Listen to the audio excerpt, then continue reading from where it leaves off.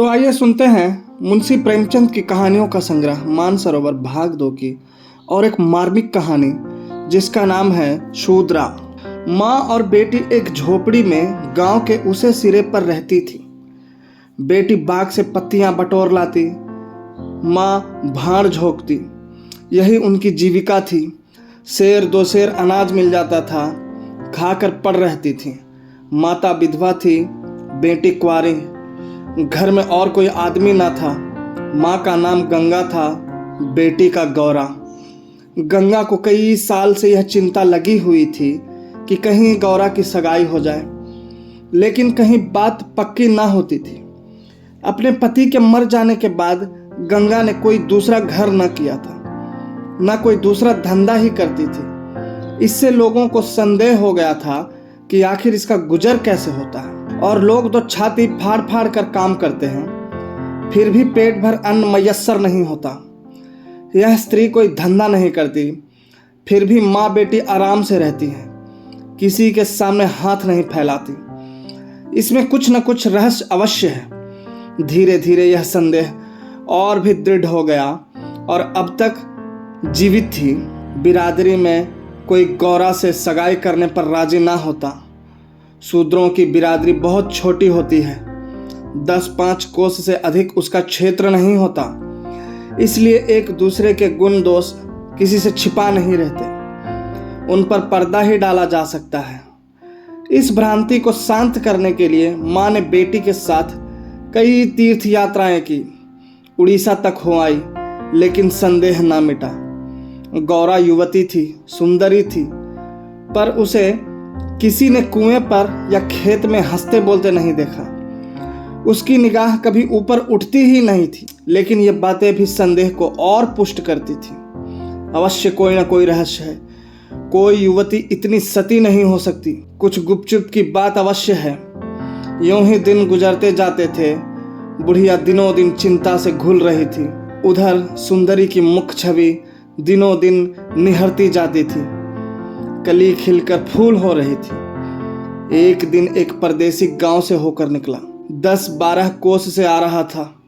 नौकरी की खोज में कलकत्ता जा रहा था। रात हो गई। किसी कहार का घर पूछता हुआ गंगा के घर आया।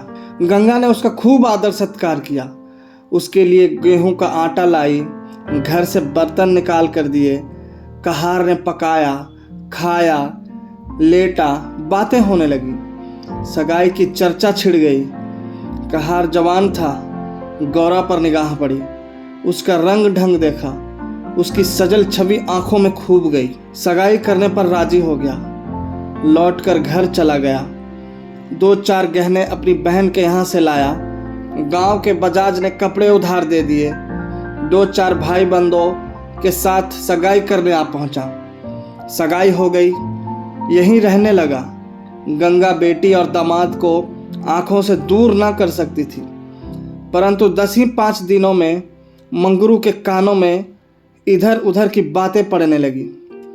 सिर्फ बिरादरी ही के नहीं, अन्य जाति वाले भी उनके कान भरने लगे। ये बातें सुन सुनकर मंगरू पछताता था कि नाहक यहाँ फंसा, पर गौरा को छोड़ने का ख्याल कर उसका दिल कांप उठता था। 1 महीने के बाद मंगरू अपनी बहन के गहने लौटाने गया। खाने के समय उसका बहनोई उसके साथ भोजन करने ना बैठा। मंगरू को कुछ संदेह हुआ।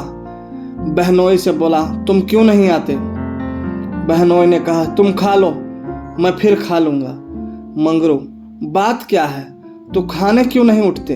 बहनोई, जब तक पंचायत ना होगी मैं तुम्हारे साथ कैसे खा सकता हूँ? तुम्हारे लिए बिरादरी भी नहीं छोड़ दूंगा। किसी से पूछा न गाछा जाकर एक हरजाई से सगाई कर ली। मंगरू चौके पर उठाया, मिर्जय पहनी और ससुराल चला आया। बहन खड़ी रोती रह गई। उसी रात को वह किसी से कुछ कहे सुने बगैर गौरा को छोड़कर कहीं चला गया। गौरा नींद में मगन थी। उसे क्या खबर थी कि वह रत्न जो मैंने इतनी तपस्या के बाद पाया है, मुझे सदा के लिए छोड़े चला जा रहा है। कई साल बीत गए, मंगरू का कुछ पता न चला, कोई पत्र तक न आया, पर गौरा बहुत प्रसन्न थी। वह मांग में सिंदूर डालती, रंग बिरंग के कपड़े पहनती और अधरों पर मिस्सी के धड़े जमाती। मंगरू भजनों की एक पुरानी किताब छोड़ गया था। उसे कभी कभी पढ़ती और गाती। मंगरू ने उसे हिंदी सिखा दी थी। टटोल टटोल कर भजन पढ़ लेती थी। पहले वह अकेली बैठी रहती, गांव की और स्त्रियों के साथ बोलते चालते उसे शर्म आती थी। उसके पास वह वस्तु न थी जिस पर दूसरी स्त्रियां गर्व करती थी। सभी अपने अपने पति की चर्चा करती। गौरा के पति कहाँ था? वह किसकी बातें करती? अब उसके भी पति था। अब वह अन्य स्त्रियों के साथ इस विषय पर बातचीत करने की अधिकारिणी थी। वह भी मंगरू की चर्चा करती। मंगरू कितना स्नेहशील है, कितना सज्जन, कितना वीर। पति चर्चा से उसे कभी तृप्ति ही न होती थी। स्त्रियां, मंगरू तुम्हें छोड़कर क्यों चले गए? गौरी कहती, क्या करते, मर्द कभी ससुराल में पड़ा रहता है। देश परदेश में निकलकर 4 पैसे कमाना ही तो मर्द का काम है, नहीं तो मान मर्यादा का निर्वाह कैसे हो। जब कोई पूछता चिट्ठी पत्री क्यों नहीं भेजते, तो हंस कर कहती, अपना पता ठिकाना बताने में डरते हैं, जानते हैं ना गौरा आकर सिर पर सवार हो जाएगी। सच कहती हूँ, उनका पता ठिकाना मालूम हो जाए तो यहाँ मुझसे एक दिन भी ना रहा जाए। वह बहुत अच्छा करते हैं कि मेरे पास चिट्ठी पत्री नहीं भेजते। बेचारे परदेश में कहाँ घर गृहस्थी संभालते फिरेंगे। एक दिन किसी सहेली ने कहा, हम ना मानेंगे, तुझसे जरूर मंगरू से झगड़ा हो गया है, नहीं तो बिना कुछ कहे सुने क्यों चले जाते। गौरा ने हंसकर कहा, बहन, अपने देवता से भी कोई झगड़ा करता है? वह मेरे मालिक हैं, भला मैं उनसे झगड़ा करूंगी? जिस दिन झगड़े की नौबत आएगी कहीं डूब मरूंगी। मुझसे कहकर जाने पाते, मैं उनके पैरों से लिपट ना जाती। एक दिन कलकत्ता से एक आदमी आकर गंगा के घर ठहरा। पास ही के किसी गांव में अपना घर बताया। कलकत्ता में वह मंगरू के पड़ोस में ही रहता था। मंगरू ने उसे गौरा को अपने साथ लाने को कहा था। 2 साड़ियाँ और राह खर्च के लिए रुपए भी भेजे थे। गौरा फूली न समाई, बूढ़े ब्राह्मण के साथ चलने को तैयार हो गई। चलते वक्त वह गांव की सब औरतों से गले मिली। गंगा उसे स्टेशन तक पहुंचाने गई। सब कहते थे बेचारी लड़की के भाग जग गए, नहीं तो यहाँ कुढ़ कर मर जाती। रास्ते भर गौरा सोचती, ना जाने वह कैसे हो गए होंगे। अब तो मूछें अच्छी तरह निकल आई होंगी। परदेश में आदमी सुख से रहता है, देह भर आई होगी, बाबू साहब हो गए होंगे। मैं पहले 2-3 दिन उनसे बोलूँगी नहीं, फिर पूछूंगी तुम मुझे छोड़कर क्यों चले गए। अगर किसी ने मेरे बारे में कुछ बुरा भला कहा भी था तो तुमने उसका विश्वास क्यों कर लिया? तुम अपनी आंखों से न देखकर दूसरों के कहने पर क्यों गए? मैं भली हूँ या बुरी हूँ तो तुम्हारी। तुमने मुझे इतने दिनों रुलाया क्यों? तुम्हारे बारे में अगर इसी तरह कोई मुझसे कहता तो क्या मैं तुमको छोड़ देती? जब तुमने मेरी बाह पकड़ ली तो तुम मेरे हो गए। फिर तुम में लाख ऐब हो मेरी बला से, चाहे तुम तुर्क ही क्यों ना हो जाओ, मैं तुम्हें छोड़ नहीं सकती। तुम क्यों मुझे छोड़कर भागे? क्या समझते थे भागना सहज है? आखिर झक मारकर बुलाया कि नहीं? कैसे ना बुलाते। मैंने तो तुम्हारे ऊपर दया की कि चली आई, नहीं तो कह देती कि मैं ऐसे निर्दयी के पास नहीं जाती तो तुम आप दौड़े आते। तप करने से देवता भी मिल जाते हैं, आकर सामने खड़े हो जाते हैं, तुम कैसे न आते। वह धरती बार बार उद्विग्न हो कर बूढ़े ब्राह्मण से पूछती, अब कितनी दूर है? धरती के छोर पर रहते हैं क्या? और भी कितनी ही बातें वह पूछना चाहती थी, लेकिन संकोचवश न पूछ सकती थी। मन ही मन अनुमान करके अपने को संतुष्ट कर लेती थी। उनका मकान बड़ा सा होगा, शहर में लोग पक्के घरों में रहते हैं। जब उनका साहब इतना मानता है तो नौकर भी होगा। मैं नौकर को भगा दूंगी। मैं दिन भर पड़े पड़े क्या किया करूंगी। बीच बीच में उसे घर की याद भी आ जाती थी। बेचारी अम्मा रोती होंगी, अब उन्हें घर का सारा काम आप ही करना पड़ेगा। ना जाने बकरियों को चराने ले जाती है या नहीं। बेचारी दिन भर मेमे करती होंगी। मैं अपनी बकरियों के लिए महीने महीने रुपये भेजूंगी। जब कलकत्ता से लौटूंगी तब सब के लिए साड़ियाँ लाऊंगी। तब मैं इस तरह थोड़े लौटूंगी। मेरे साथ बहुत सा असबाब होगा। सबके लिए कोई न कोई सौगात लाऊंगी। तब तक तो बहुत सी बकरियां हो जाएंगी। यही सुख स्वप्न देखते देखते गौरा ने सारा रास्ता काट दिया। पगली क्या जानती थी कि मेरे मन कुछ और, कर्ता के मन कुछ और। क्या जानती थी कि बूढ़े ब्राह्मणों के वेश में पिशाच होते हैं। मन की मिठाई खाने में मग्न थी। तीसरे दिन गाड़ी कलकत्ता पहुंची। गौरा की छाती धड़ धड़ करने लगी। वह यहीं कहीं खड़े होंगे, अब आते ही होंगे।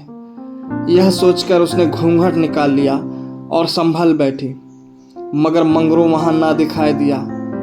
बूढ़ा ब्राह्मण बोला, मंगरू तो यहाँ नहीं दिखाई देता। मैं चारों ओर छान आया, शायद किसी काम में लग गया होगा। आने की छुट्टी न मिली होगी। मालूम भी तो ना था कि हम लोग किस गाड़ी से आ रहे हैं। उनकी राह क्यों देखें, चलो डेरे पर चले। दोनों गाड़ी पर बैठकर चले। गौरा कभी तांगे पर सवार ना हुई थी। उसे गर्व हो रहा था कि कितने ही बाबू लोग पैदल जा रहे हैं, मैं तो तांगे पर बैठी हूँ। एक क्षण में गाड़ी मंगरू के डेरे पर पहुंच गई। एक विशाल भवन था। आहत साफ सुथरा, साइवान में फूलों के गमले रखे हुए थे। ऊपर चढ़ने लगी विस्मय, आनंद और आशा से। उसे अपनी सुधि ही न थी। सीढ़ियों पर चढ़ते चढ़ते पैर दुखने लगे। यह सारा महल उनका है। किराया बहुत देना पड़ता होगा। रुपयों को तो वह कुछ समझते ही नहीं। उसका हृदय धड़क रहा था कि कहीं मंगरू ऊपर से उतरते आ न रहे हों। सीढ़ी पर भेंट हो गई तो मैं क्या करूंगी। भगवान करे वह पड़े सोते रहे हों, तब मैं जगाऊं और वह मुझे देखते ही हड़बड़ा कर उठ बैठे। आखिर सीढ़ियों का अंत हुआ। ऊपर एक कमरे में गौरा को ले जाकर ब्राह्मण देवता ने बैठा दिया। यही मंगरू का डेरा था।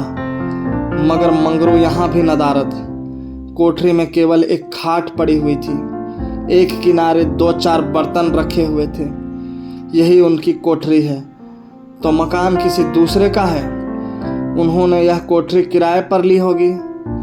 मालूम होता है रात को बाजार में पूरियां खाकर सो रहे होंगे। यही उनके सोने की खाट है। एक किनारे घड़ा रखा हुआ था। गौरा को मारे प्यास के तालू सूख रहा था। घड़े से पानी उड़ेल कर पिया। एक किनारे पर एक झाड़ू रखा था। गौरा रास्ते की थकी थी, पर प्रेमोल्लास में थकन कहाँ। उसने कोठरी में झाड़ू लगाया, बर्तनों को धो धो कर एक जगह रखा। कोठरी की एक एक वस्तु, यहाँ तक कि उसकी फर्श और दीवारों में उसे आत्मीयता की झलक दिखाई देती थी। उस घर में भी जहाँ उसे अपने जीवन के 25 वर्ष काटे थे, उसे अधिकार का ऐसा गौरव युक्त आनंद न प्राप्त हुआ था। मगर उस कोठरी में बैठे बैठे उसे संध्या हो गई और मंगरू का पता नहीं। अब छुट्टी मिली होगी। सांझ को सब जगह छुट्टी होती है। अब वह आ रहे होंगे। मगर बूढ़े बाबा ने उसे कह तो दिया ही होगा। वह क्या अपने साहब से थोड़ी देर की छुट्टी ना ले सकते थे? कोई बात होगी, तभी तो नहीं आए। अंधेरा हो गया। कोठरी में दीपक न था। गौरा द्वार पर खड़ी पति की बाट देख रही थी। जाने पर बहुत से आदमियों के चढ़ते उतरने की आहट मिलती थी। बार बार गौरा को मालूम होता था कि वह आ रहे हैं, पर इधर कोई नहीं आता था। 9 बजे बूढ़े बाबा आए। गौरी ने समझा मंगरू है। झटपट कोठरी के बाहर निकल आई। देखा तो ब्राह्मण। बोली, वह कहाँ रह गए? बूढ़ा, उनकी तो यहाँ से बदली हो गई। दफ्तर में गया था तो मालूम हुआ कि वह अपने साहब के साथ यहाँ से कोई 8 दिन की राह पर चले गए। उन्होंने साहब से बहुत हाथ पर जोड़े कि मुझे 10 दिन की मोहलत दे दीजिए, लेकिन साहब ने एक ना माने। मंगरू यहाँ लोगों से कह गए हैं कि घर के लोग आए तो मेरे पास भेज देना। अपना पता दे गए हैं। कल मैं तुम्हें यहाँ से जहाज पर बैठा दूंगा। उस जहाज पर हमारे देश के और भी बहुत से होंगे। इसलिए मार्ग में कोई कष्ट ना होगा। गौरा ने पूछा, कै दिन में जहाज पहुंचेगा? बूढ़ा, 8-10 दिन से कम न लगेंगे, मगर घबराने की कोई बात नहीं, तुम्हें किसी बात की तकलीफ ना होगी। अब तक गौरा को अपने गांव लौटने की आशा थी। कभी न कभी वह अपने पति को वहां अवश्य खींच ले जाएगी, लेकिन जहाज पर बैठकर उसे ऐसा मालूम हुआ कि अब फिर माता को ना देखूंगी, फिर गांव के दर्शन ना होंगे। देश से सदा के लिए नाता टूट रहा है। देर तक घाट पर खड़ी रोती रही।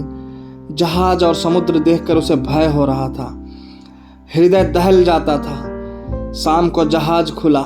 उस समय गौरा का हृदय एक अक्षय भय से चंचल हो उठा। थोड़ी देर के लिए नैराश्य ने उस पर अपना आतंक जमा लिया। न जाने किस देश जा रही हूँ, उनसे भेंट भी होगी या नहीं, उन्हें कहाँ खोजती फिरूंगी, कोई पता ठिकाना भी तो नहीं मालूम। बार बार पछताती थी कि एक दिन पहले क्यों न चली आई। कलकत्ता में भेंट हो जाती तो मैं उन्हें वहाँ कभी न जाने देती। जहाज पर और कितने ही मुसाफिर थे, कुछ स्त्रियां भी थी, उनमें बराबर गाली गलौज होती रहती थी। इसलिए गौरा को उनसे बातें करने की इच्छा न होती थी। केवल एक स्त्री उदास दिखाई देती थी। गौरा ने उससे पूछा, तुम कहाँ जाती हो बहन? उस स्त्री की बड़ी बड़ी आंखें सजल हो गई। बोली, क्या बताऊं बहन, कहाँ जा रही हूँ? जहाँ भाग्य लिए जाता है वहीं जा रही हूँ। तुम कहाँ जाती हो? गौरा, मैं तो अपने मालिक के पास जा रही हूँ, जहाँ यह जहाज रुकेगा वह वहीं नौकर हैं। मैं कल आ जाती तो उनसे कलकत्ता में ही भेंट हो जाती। आने में देर हो गई। क्या जानती थी कि वह इतनी दूर चले जाएंगे, नहीं तो क्यों देर करती। स्त्री, अरे बहन, कहीं तुम्हें भी तो कोई बहका कर नहीं लाया है? तुम घर से किसके साथ आई हो? गौरा, मेरे आदमी ने कलकत्ता से आदमी भेजाकर मुझे बुलाया था। स्त्री, वह आदमी तुम्हारा जान पहचान का था? गौरा, नहीं, उस तरफ का एक बूढ़ा ब्राह्मण था। स्त्री, वही लंबा सा दुबला पतला लकलक बूढ़ा जिसकी एक आंख में फूली पड़ी हुई है। गौरा, हाँ हाँ वही। क्या तुम उसे जानती हो? स्त्री, उसी दुष्ट ने तो मेरा भी सर्वनाश किया। ईश्वर करे उसकी सातों पुश्तें नरक भोगे, उसका निर्वश हो जाए, कोई पानी देने वाला भी न रहे, कोढ़ी होकर मरे। मैं अपना वृत्तांत सुनाऊं तो तुम समझोगी कि झूठ है, किसी को विश्वास ना आएगा। क्या कहूँ, बस यही समझ लो कि इसके कारण मैं न घर की रही न घाट की, किसी को मुंह नहीं दिखा सकती, मगर जान तो बड़ी प्यार होती है। मिर्च के देश जा रही हूँ कि वहीं मेहनत मजदूरी करके जीवन के दिन काटूं। गौरा के प्राण नहीं में समा गए। मालूम हुआ जहाज अथाह जल में डूबा जा रहा है। समझ गई बूढ़े ब्राह्मण ने दगा की। अपने गांव में सुना करती थी कि गरीब लोग मिर्च में भर्ती होने के लिए जाया करते हैं, मगर जो वहां जाता है वह फिर नहीं लौटता। हे भगवान, तुमने मुझे किस पाप का यह दंड दिया? बोली, यह सब क्यों लोगों को इस तरह छल कर मिर्च भेजते हैं? स्त्री, रुपये के लोभ से, और किस लिए? सुनती हूँ आदमी पीछे इन सभी को कुछ रुपये मिलते हैं। गौरा, मजूरी। गौरा सोचने लगी, अब क्या करूं? यह आशा नौका जिस पर बैठी हुई वह चली जा रही थी, टूट गई थी, और अब समुद्र की लहरों के सिवा उसकी रक्षा करने वाला कोई न था। जिस आधार पर उसने अपना जीवन भवन बनाया था वह जलमग्न हो गया। अब उसके लिए जल के सिवा और कहाँ आश्रय है? उसकी अपनी माता की, अपने घर की, अपने गांव की, सहेलियों की याद आती और ऐसी घोर मर्म वेदना होने लगी मानो कोई सर्प अंत स्थल में बैठा हुआ बार बार डस रहा हो। भगवान, अगर मुझे यही यातना देनी थी तो तुमने जन्म ही क्यों दिया था? तुम्हें दुखिया पर दया नहीं आती? जो पीसे हुए हैं उन्हीं को पीसते हो। करुण स्वर से बोली, तो अब क्या करना होगा बहन? स्त्री, यह तो वहां पहुंचकर मालूम होगा। अगर मजूरी ही करनी पड़ी तो कोई बात नहीं, लेकिन अगर किसी ने कुदृष्टि से देखा तो मैंने निश्चय कर लिया है कि या तो उसी के प्राण ले लूँगी या अपने प्राण दे दूँगी। यह कहते कहते उसे अपना वृत्तांत सुनाने की वह उत्कट इच्छा हुई जो दुखियों को हुआ करती है। बोली, मैं बड़े घर की बेटी और उससे भी बड़े घर की बहू हूँ, पर अभागिनी विवाह के तीसरे ही साल पतिदेव का देहांत हो गया। चित्त की कुछ ऐसी दशा हो गई कि नित्य मालूम होता कि वह मुझे बुला रहे हैं। पहले तो आंख झपकते ही उनकी मूर्ति सामने आ जाती थी, लेकिन फिर तो यह दशा हो गई कि जागृत दशा में भी रह रह कर उनके दर्शन होने लगे। बस यही जान पड़ता था कि वह साक्षात खड़े बुला रहे हैं। किसी से शर्म के मारे कहती न थी, पर मन में यह शंका होती थी कि जब उनका देहावासन हो गया है तो वह मुझे दिखाई कैसे देते हैं। मैं इसे भ्रांति समझकर चित्त को शांत न कर सकती। मन कहता था, जो वस्तु प्रत्यक्ष दिखाई देती है वह मिल क्यों नहीं सकती, केवल वह ज्ञान चाहिए। साधु महात्माओं के सिवा ज्ञान और कौन दे सकता है। मेरा तो अब भी विश्वास है कि अभी ऐसी क्रियाएं हैं जिनसे हम मरे हुए प्राणियों से बातचीत कर सकते हैं, उनको स्थूल रूप में देख सकते हैं। महात्माओं की खोज में रहने लगी। मेरे यहाँ अक्सर साधु संत आते थे, उनसे एकांत में इस विषय में बातें किया करती थी, पर वे लोग सदुपदेश देकर मुझे टाल देते थे। मुझे सदुपदेशों की जरूरत न थी। मैं वैधव्य धर्म खूब जानती थी। मैं तो वह ज्ञान चाहती थी जो जीवन और मरण के बीच का पर्दा उठा दे। 3 साल तक मैं इसी खेल में लगी रही। 2 महीने होते हैं वही बूढ़ा ब्राह्मण सन्यासी बना हुआ मेरे यहाँ आ पहुँचा। मैंने इसे वही भिक्षा मांगी। इस धूर्त ने कुछ ऐसा माया जाल फैलाया कि मैं आखिर रहते हुए भी फंस गई। अब सोचती हूँ तो अपने ऊपर आश्चर्य होता है कि मुझे उसकी बातों पर इतना विश्वास क्यों हुआ। मैं पति दर्शन के लिए सब कुछ झेलने को, सब कुछ करने को तैयार थी। इसने रात को अपने पास बुलाया। मैं घर वालों से पड़ोसिन के घर जाने का बहाना करके इसके पास गई। एक पीपल से इसकी धुएं जल रही थी। उस विमल चांदनी में यह जटाधारी ज्ञान और योग का देवता सा मालूम होता था। मैं आकर धुएं के पास खड़ी हो गई। उस समय यदि बाबा जी मुझे आग में कूद पड़ने की आज्ञा देते तो मैं तुरंत कूद पड़ती। इसने मुझे बड़े प्रेम से बैठाया और मेरे सिर पर हाथ रखकर ना जाने क्या कर दिया कि मैं बेसुध हो गई। फिर मुझे कुछ नहीं मालूम कि मैं कहाँ गई, क्या हुआ। जब मुझे होश आया तो मैं रेल पर सवार थी। जी में आया कि चिल्लाऊं, पर यह सोचकर कि अब गाड़ी रुक भी गई और मैं उतर भी पड़ी तो घर में घुसने ना पाऊंगी। मैं चुपचाप बैठी रह गई। मैं परमात्मा की दृष्टि से निर्दोष थी, पर संसार की दृष्टि में कलंकित हो चुकी थी। रात को किसी युवती का घर से निकल जाना कलंकित करने के लिए काफी था। जब मुझे मालूम हो गया कि सब मुझे टापू में भेज रहे हैं तो मैंने जरा भी आपत्ति नहीं की। मेरे लिए अब सारा संसार एक सा है। जिसका संसार में कोई ना हो उसके लिए देश परदेश दोनों बराबर है। हाँ, यह पक्का निश्चय कर चुकी हूँ कि मरते दम तक अपने सत की रक्षा करूंगी। विधि के हाथ में मृत्यु से बढ़कर कोई यातना नहीं। विधवा के लिए मृत्यु का क्या भय, उसका तो जीना और मरना दोनों बराबर है। बल्कि मर जाने से जीवन की विपत्तियों का तो अंत हो जाएगा। गौरा ने सोचा, इस स्त्री में कितना धैर्य और साहस है। फिर मैं क्यों इतनी कातर और निराश हो रही हूँ। जब जीवन की अभिलाषाओं का अंत हो गया तो जीवन के अंत का क्या डर। बोली, बहन, हम और तुम एक जगह रहेंगे। मुझे तो अब तुम्हारा ही भरोसा है। स्त्री ने कहा, भगवान का भरोसा रखो और मरने से मत डरो। सघन अंधकार छाया हुआ था। ऊपर काला आकाश था, नीचे काला जल।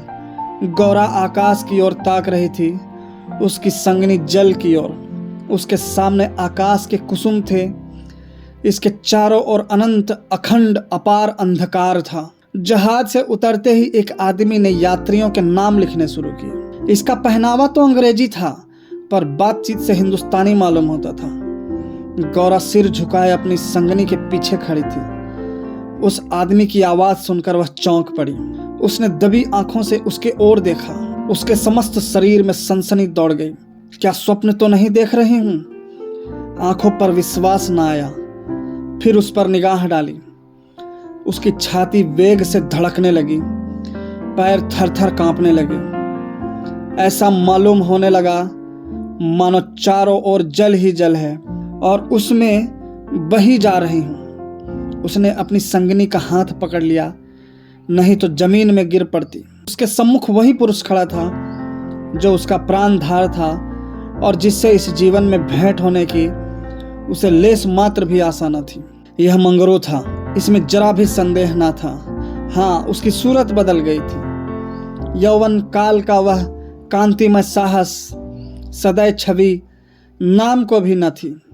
बाल खिचड़ी हो गए थे, गाल पिचके हुए, लाल आंखों से कुवासना और कठोरता झलक रही थी। पर था वह मंगरू। गौरा के जी में प्रबल इच्छा हुई कि स्वामी के पैरों से लिपट जाऊं। चिल्लाने का जी चाहा, पर संकोच ने मन को रोका। बूढ़े ब्राह्मण ने बहुत ठीक कहा था। स्वामी ने अवश्य मुझे बुलाया था और आने से पहले यहाँ चले आए। उसने अपनी संगनी के कान में कहा, बहन, तुम उस ब्राह्मण को व्यर्थ ही बुरा कह रही थी। यही तो वह है जो यात्रियों के नाम लिख रहे हैं। स्त्री, सच खूब पहचानी हो? गौरा, बहन, क्या इसमें भी हो सकता है? स्त्री, तब तो तुम्हारे भाग जाग गए। मेरी भी सुधि लेना। गौरा, भला बहन, ऐसा भी हो सकता है कि यहाँ तुम्हें छोड़ दूं? मंगरू यात्रियों से बात बात पर बिगड़ता था, बात बात पर गालियां देता था। कई आदमियों को ठोकर मारे और कई को केवल गांव का जिला ना बता सकने के कारण धक्का देकर गिरा दिया। गौरा मन ही मन गड़ी जाती थी, साथ ही अपने स्वामी के अधिकार पर उसे गर्व भी हो रहा था। आखिर मंगरू उसके सामने आकर खड़ा हो गया और कुचेष्टापूर्ण नेत्रों से देखकर बोला, तुम्हारा नाम क्या है? गौरा ने कहा, गौरा। मंगरू चौंक पड़ा, फिर बोला, घर कहाँ है? मदनपुर, जिला बनारस। यह कहते कहते हंसी आ गई। मंगरू ने अब की उसकी ओर ध्यान से देखा, तब लपक कर उसका हाथ पकड़ लिया और बोला, गौरा, तुम यहाँ कहाँ? मुझे पहचानती हो? गौरा रो रही थी, मुंह से बात न निकलती। मंगरू फिर बोला, तुम यहाँ कैसे आई? गौरा खड़ी हो गई, आंसू पोंछ डाले और मंगरू की ओर देखकर बोली, तुम्ही ने तो बुला भेजा था। मंगरू, मैं तो 7 साल से यहाँ हूँ। गौरा, तुमने उस बूढ़े ब्राह्मण से मुझे लाने को नहीं कहा था? मंगरू, कह तो रहा हूँ मैं 7 साल से यहाँ हूँ, मरने पर ही यहाँ से जाऊंगा। भला तुम्हें क्यों बुलाता? गौरा को मंगरू से इस निष्ठुरता का आशा न थी। उसने सोचा, अगर यह सत्य भी हो कि इन्होंने मुझे नहीं बुलाया, तो भी इन्हें मेरा यूं अपमान न करना चाहिए था। क्या वह समझते हैं कि मैं इनकी रोटियों पर आई हूँ? यह तो इतने ओछे स्वभाव के न थे। शायद दर्जा पाकर इन्हें मद हो गया है। नारी सुलभ अभिमान से गर्दन उठाकर उसने कहा, तुम्हारी इच्छा हो तो अब यहाँ से लौट जाऊं। तुम्हारे ऊपर भार बनाना नहीं चाहती। मंगरू कुछ लज्जित होकर बोला, अब तुम यहाँ से लौट नहीं सकती गौरा। यहाँ आकर बिरला ही कोई लौटता है। यह कहकर वह कुछ देर चिंता में मग्न खड़ा रहा, मानो संकट में पड़ा हुआ हो कि क्या करना चाहिए। उसकी कठोर मुखाकृत पर दीनता का रंग झलक पड़ा। तब कातर स्वर से बोला, जब आ ही गई हो तो रहो, जैसी कुछ पड़ेगी देखी जाएगी। गौरा, जहाज फिर कब लौटेगा? मंगरू, तुम यहाँ से 5 बरस के पहले नहीं जा सकती। गौरा, क्यों? क्या कुछ जबरदस्ती है? मंगरू, हाँ, यहाँ का यही हुक्म है। गौरा, तो फिर मैं अलग मजूरी करके अपना पेट पालूंगी। मंगरू ने सजल नेत्र होकर कहा, जब तक मैं जीता हूँ तुम मुझसे अलग नहीं रह सकती। गौरा, तुम्हारे ऊपर भार बनकर ना रहूंगी। मंगरू, मैं तुम्हें भार नहीं समझता गौरा, लेकिन यह जगह तुम जैसी देवियों के रहने लायक नहीं है। नहीं तो अब तक मैंने तुम्हें कब का बुला लिया होता। वही बूढ़ा आदमी जिसने तुम्हें बहकाया मुझे घर से आते समय पटने में मिल गया और झांसे देकर मुझे यहाँ भर्ती करा दिया। तब से यहीं पड़ा हुआ हूँ। चलो मेरे घर में रहो, वहाँ बातें होंगी। यह दूसरी औरत कौन है? गौरा, यह मेरी सखी है, इन्हें भी बूढ़ा बहका लाया। मंगरू, यह तो किसी कोठी में जाएंगी। इन सब आदमियों की बात होगी। जिसके हिस्से में जितने आदमी आएंगे उतने हर एक कोठी में भेजे जाएंगे। गौरा, यह तो मेरे साथ रहना चाहती है। मंगरू, अच्छी बात है, इन्हें भी लेती चलो। यात्रियों के नाम तो लिख ही चुके थे। मंगरू ने उन्हें एक चपरासी को सौंपकर दोनों औरतों के साथ घर की राह ली। दोनों ओर सघन वृक्षों की कातरें थी। जहां तक निगाह जाती थी ऊख ही ऊख दिखाई देती थी। समुद्र की ओर से शीतल निर्मल वायु के झोंके आ रहे थे। अत्यंत सुरमय दृश्य था, पर मंगरू की निगाह उस ओर न थी। वह भूमि की ओर ताकता सिर झुकाए संदिग्ध चाल से चला जा रहा था, मानो मन ही मन कोई समस्या हल कर रहा था। थोड़ी ही दूर गए थे कि सामने से दो आदमी आते हुए दिखाई दिए। समीप आकर दोनों रुक गए और एक ने हंसकर कहा, मंगरू, इनमें से एक हमारी है। दूसरा बोला, और दूसरा मेरी। मंगरू का चेहरा तमतमा उठा। भीषण क्रोध से कांपता हुआ बोला, यह दोनों मेरे घर की औरतें हैं, समझ गए?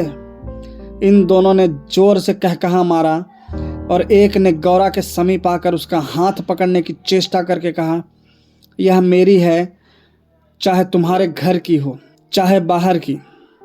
बचा हमें चकमा देते हो। मंगरू, कासिम, इन्हें मत छेड़ो, नहीं तो अच्छा ना होगा। मैंने कह दिया मेरे घर की औरतें हैं। मंगरू की आंखों से अग्नि की ज्वाला से निकल रही थी।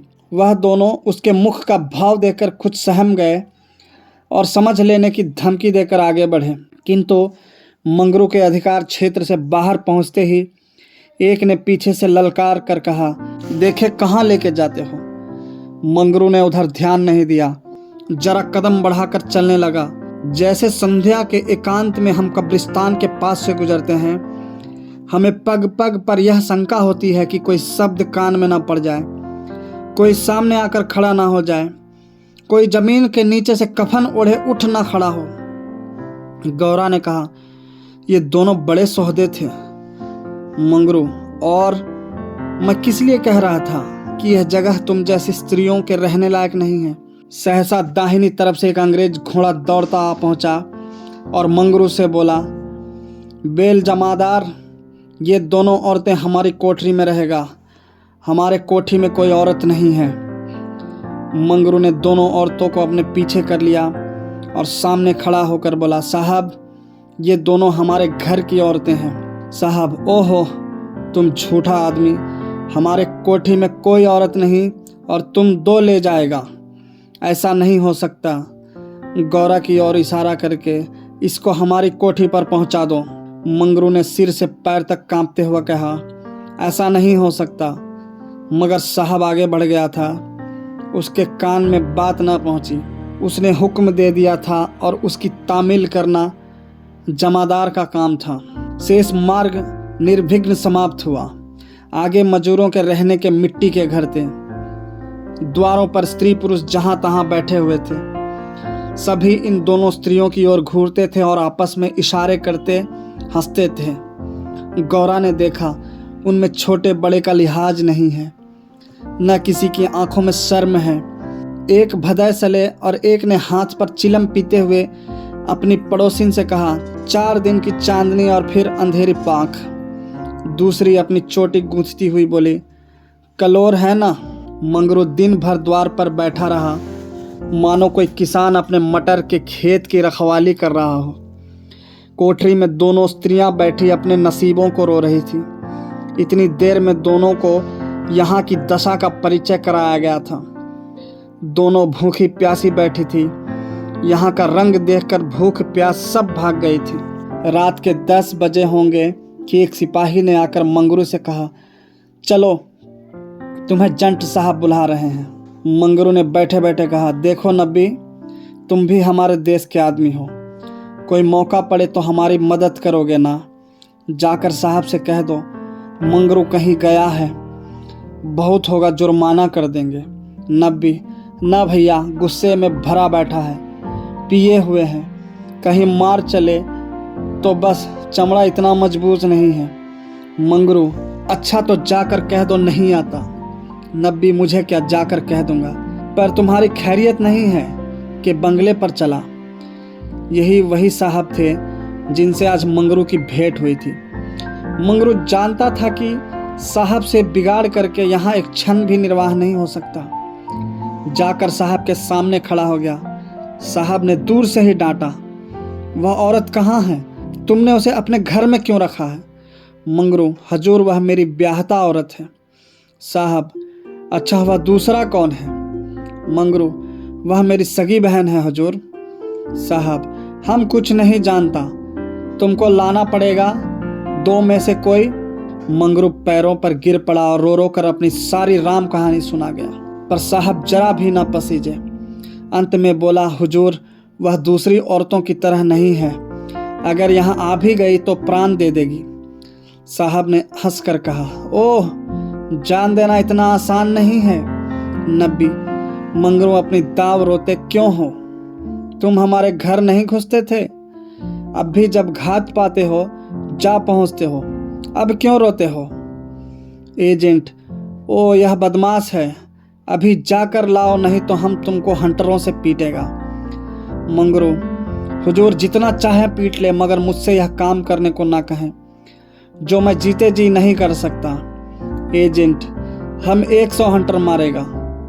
मंगरू, हुजूर 1000 हंटर मार लें, लेकिन मेरे घर की औरतों से ना बोलें। एजेंट नशे में चूर था। हंटर लेकर मंगरू पर पिल पड़ा और लगा सड़ासड़ जमाने। 10-12 कोड़े मंगरू ने धैर्य के साथ सहे, फिर हाय हाय करने लगा। देह की खाल फट गई थी और मांस पर चाबुक पड़ता था तो बहुत जब्त करने पर भी कंठ से आर्त ध्वनि निकल आती। टौर अभी 100 में कुछ 15 चाबुक पड़े थे। रात के 10 बज गए थे। चारों ओर सन्नाटा छाया था और उस नीरव अंधकार में मंगरू का करुण विलाप किसी पक्षी की भांति आकाश में मुंडला रहा था। वृक्षों के समूह भी हतबुद्धि से खड़े मौन रोन की मूर्ति बने हुए थे। यह पाषाण हृदय लंपट विवेक शून्य जमादार इस समय एक अपरिचित स्त्री के सतीत्व की रक्षा करने के लिए अपने प्राण तक देने को तैयार था, केवल इस नाते कि यह उसकी पत्नी की संगिनी थी। वह समस्त संसार की नजरों में गिरना गंवारा कर सकता था, पर अपनी पत्नी की भक्ति पर अखंड राज्य करना चाहता था। इसमें अणुमात्र की कमी भी उसके लिए असह्य थी। इस अलौकिक भक्ति के सामने उसके जीवन का क्या मूल्य था? ब्राह्मणी तो जमीन पर ही सो गई थी, पर गौरा बैठी पति की बाट जोह रही थी। अभी तक वह उससे कोई बात नहीं कर सकी थी। 7 वर्षों की विपत्ति कथा कहने और सुनने के लिए बहुत समय की जरूरत थी, और रात के सिवा वह समय फिर कब मिल सकता था? उसे ब्राह्मणी पर कुछ क्रोध सा आ रहा था कि यह क्यों मेरे गले का हार हुई। इसी के कारण तो वह घर में नहीं आ रहे हैं। एकाएक वह किसी का रोना सुनकर चौंक पड़ी। भगवान, इतनी रात गए, कौन दुख का मारा रो रहा है? अवश्य कोई कहीं मर गया है। वह उठकर द्वार पर आई और यह अनुमान करके कि मंगरू यहाँ बैठा हुआ है, बोली, वह कौन रो रहा है, जरा देखो तो। लेकिन जब कोई जवाब ना मिला तो वह स्वयं कान लगाकर सुनने लगी। सहसा उसका कलेजा धक से हो गया, तो यह उन्हीं की आवाज है। अब आवाज साफ सुनाई दे रही थी, मंगरू की आवाज थी। वह द्वार के बाहर निकल आई। उसके सामने एक गोली के अंपे पर एजेंट का बंगला था। उसी तरफ से आवाज आ रही थी, कोई उन्हें मार रहा है। आदमी मार पड़ने पर ही इस तरह रोता है। मालूम होता है वही साहब उन्हें मार रहा है। वह वहां खड़ी ना रह सकी, पूरी शक्ति से उस बंगले की ओर दौड़ी। रास्ता साफ था। एक क्षण में वह फाटक पर पहुंच गई। फाटक बंद था। उसने जोर से फाटक पर धक्का दिया, लेकिन वह फाटक न खुला, और कई बार जोर जोर से पुकारने पर भी कोई बाहर न निकला। तो वह फाटक के जंगलों पर पैर रखकर भीतर कूद पड़ी, और उस पार जाते ही उसने एक रोमांचकारी दृश्य देखा। मंगरू नंगे बदन बरामदे में खड़ा था और एक अंग्रेज उसे हंटर से मार रहा था। गौरा की आंखों के सामने अंधेरा छा गया। वह एक छलांग में साहब के सामने जाकर खड़ी हो गई और मंगरू को अपने अक्षय प्रेम सबल हाथों से ढांक कर बोली, सरकार दया करो, इनके बदले मुझे जितना मार लो पर इनको छोड़ दो। एजेंट ने हाथ रोक लिया और उन्मत्त की भांति गौरा की ओर कई कदम आकर बोला, हम इसको छोड़ दें तो तुम मेरे पास रहेगा। मंगरू के नथने फड़कने लगे। यह पामर नीच अंग्रेज मेरी पत्नी से इस तरह की बातें कर रहा है। अब तक वह जिस अमूल्य रत्न की रक्षा के लिए इतनी यातनाएं सह रहा था, वही वस्तु साहब के हाथ में चली जा रही है। यह असह्य था। उसने चाहा कि लपक कर साहब की गर्दन पर चढ़ बैठूं। जो कुछ होना है हो जाए। यह अपमान सहने के बाद जीकर ही क्या करूंगा। लेकिन नब्बी ने उसे तुरंत पकड़ लिया और कई आदमियों को बुलाकर उसके हाथ पांव बांध दिए। मंगरू भूमि पर छटपटाने लगा। गौरा रोती हुई साहब के पैरों पर गिर पड़ी और बोली, हुजूर इन्हें छोड़ दे, मुझ पर दया करे। एजेंट, तुम हमारे पास रहेगा? गौरा ने खून का घूंट पीकर कहा, हाँ रहूंगी। बाहर मंगरू बरामदे में पड़ा कराह रहा था। उसकी देह में सूजन थी और घावों में जलन। सारे अंग जकड़ गए थे। हिलने की भी शक्ति न थी। हवा घावों में सर के समान चुभती थी। लेकिन यह व्यथा वह सह न सकता था। असह्य यह था कि साहब गौरा के साथ इसी घर में विहार कर रहा है और मैं कुछ नहीं कर सकता। उसने अपनी पीड़ा भूल सी गई थी। कान लगाए सुन रहा था कि उनकी बातों की भनक कान में पड़ जाए तो देखूं क्या बातें हो रही है। गौरा अवश्य चिल्लाकर भागेगी और साहब उसके पीछे दौड़ेगा। अगर मुझसे उठा जाता तो उस वक्त बचा को खोद कर गाड़ ही देता। लेकिन बड़ी देर हो गई। न तो गौरा चिल्लाई न बंगले से निकल कर भागी। वह उस सजे सजाए कमरे में साहब के साथ बैठी सोच रही थी, क्या इसमें तनिक भी दया नहीं है? मंगरू का पीड़ा क्रंदन सुन सुनकर उसके हृदय के टुकड़े हुए जाते थे। क्या इसके अपने भाई बंधु माँ बहन नहीं है? माता यहाँ होती तो इसे इतना अत्याचार न करने देती। मेरी अम्मा लड़कों पर कितना बिगड़ती थी जब वह किसी को पेड़ पर ढेले चलाते देखती थी। पेड़ में भी प्राण होते हैं। क्या इसकी माता इसे एक आदमी के प्राण लेते देखकर भी इसे मना ना करती?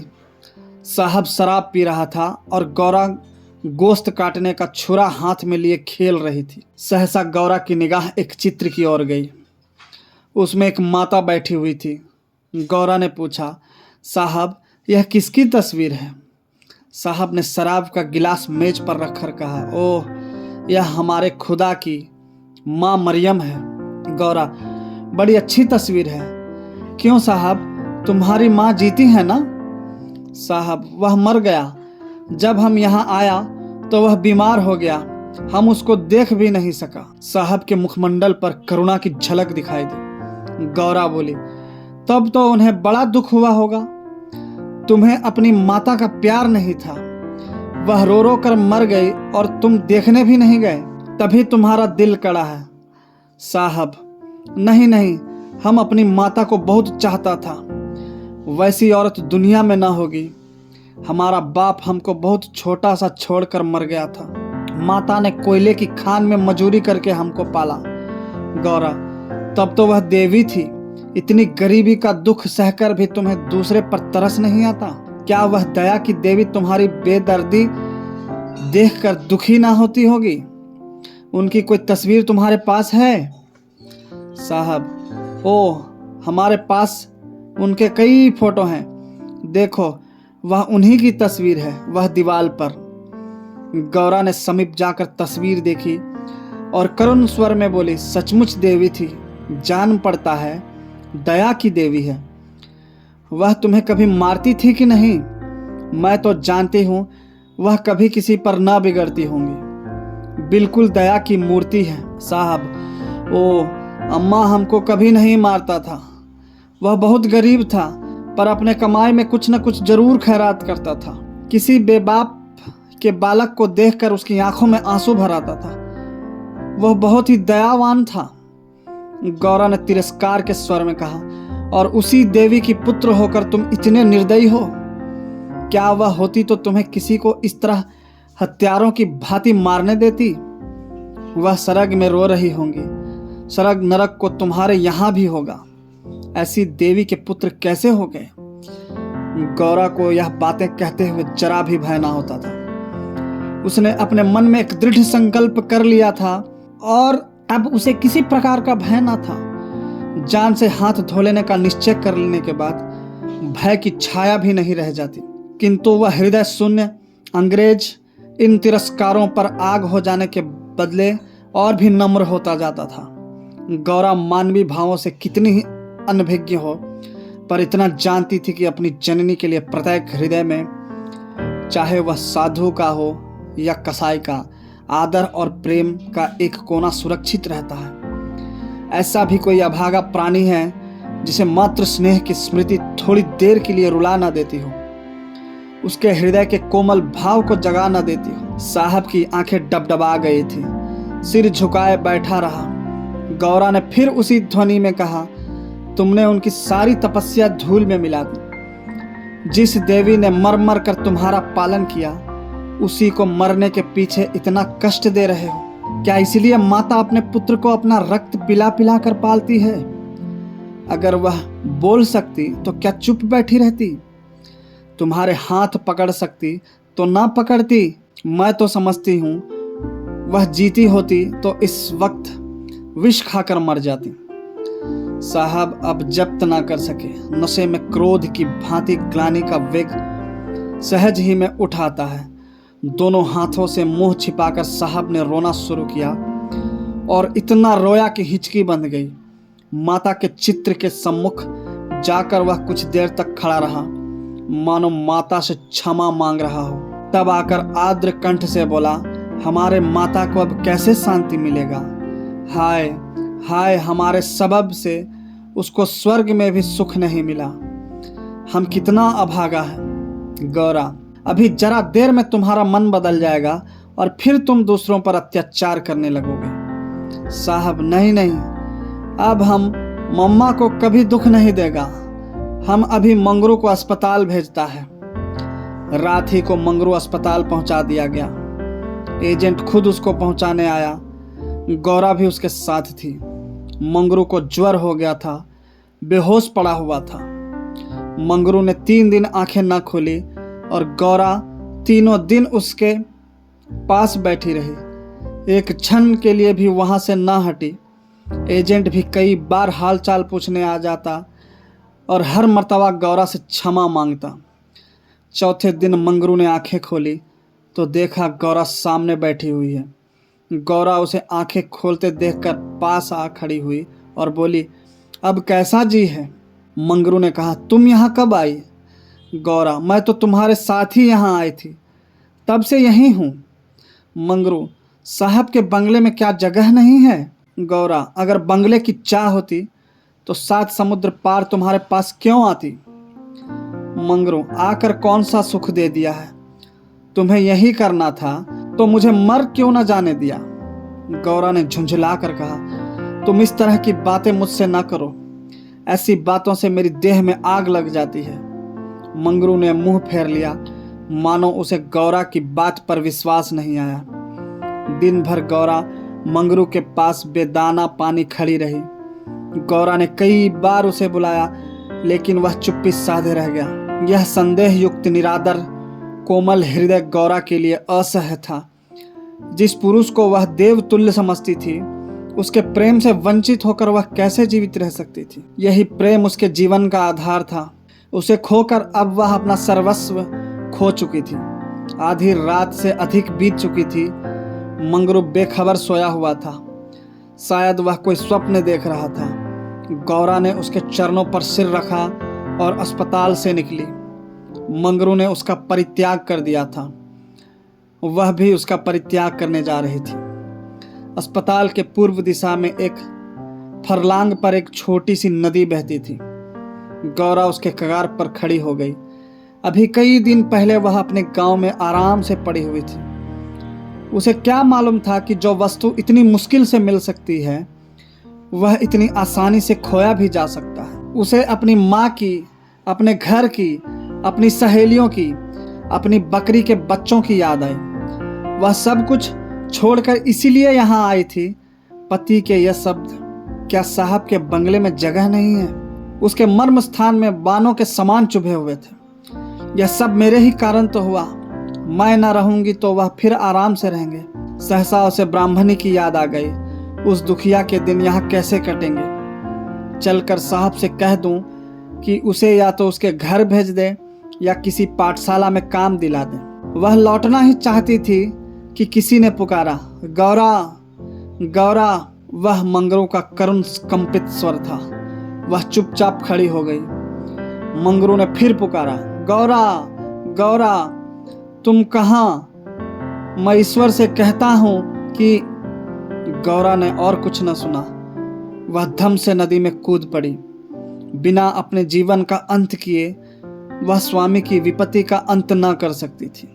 धमाके की आवाज सुनते ही मंगरू भी नदी में कूदा। वह अच्छा तैराक था, मगर कई बार गोते मारने पर भी गौरा का कहीं पता न चला।